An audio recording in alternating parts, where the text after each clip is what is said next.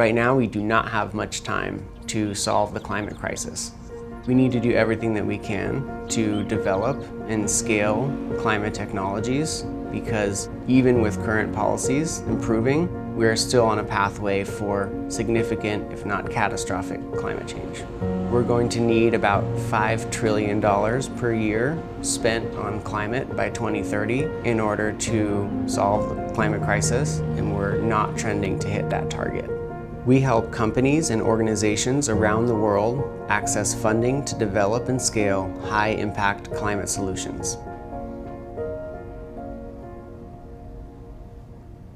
I have a very profound connection to the old growth. It's almost a spiritual experience. It's kind of like stepping back in time when there wasn't massive human impact. I grew up in Humboldt County, which is on the rural north coast of California. My family did a lot of camping and hiking in the old growth. At the time, the timber industry was trying to clear cut some of the last remaining old growth redwoods. My family was very involved in the activism around that. My dad did a lot of restoration projects, and so I was out there planting trees and doing creek restoration from the time I was about 2 or 3 years old. Ultimately, we preserved a lot of the privately held old growth redwoods. I've worked in climate my whole career, everything from academic research to working at a regulatory agency. I worked in bioenergy for several years, and we won several $1 million in state and other grants. And that really gave me my first glimpse into how powerful non-dilutive funding could be for climate tech companies. Non-dilutive funding is funding that does not require companies to give up equity. This can take the form of grants, loans, government incentives, and other forms of funding.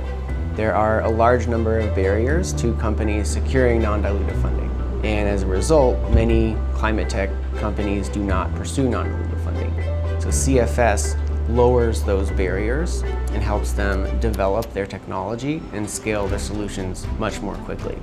We work with companies that have the highest climate impact possible.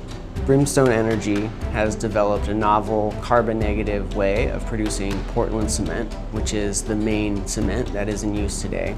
I wanted to work with Brimstone because they have the potential to really disrupt the cement industry, which has one of the highest emission profiles in the world and causes 8% of global CO2 emissions. Their product is a drop-in replacement for what is currently out there, which means it can be deployed very quickly. Utility API has developed a software platform that provides streamlined access to utility data. This transforms the old way that clean energy companies had of collecting and assessing data, and significantly decrease the costs of deploying renewable energy onto the grid. We're looking at literally thousands of opportunities and hundreds of funders. We oftentimes manage the process from start to finish, helping companies put together documentation, engaging with funders, developing strategic partnerships. There's never been a better time to secure non-dilutive funding for climate tech. I believe that we can direct billions of dollars to the highest impact solutions that will have gigaton scale climate impact. I moved back to my childhood home. We have kind of this endless redwood forest behind us. Old growth forests are certainly at risk from climate change, and once they're gone, it will take 100 generations to replace them. I still have hope. I work with some of the most amazing people, amazing founders, incredible technologies, and that gives me hope for our ability to collectively solve the climate crisis. My name is Armin-Hoiland. I'm the founder and CEO of Climate Finance Solutions.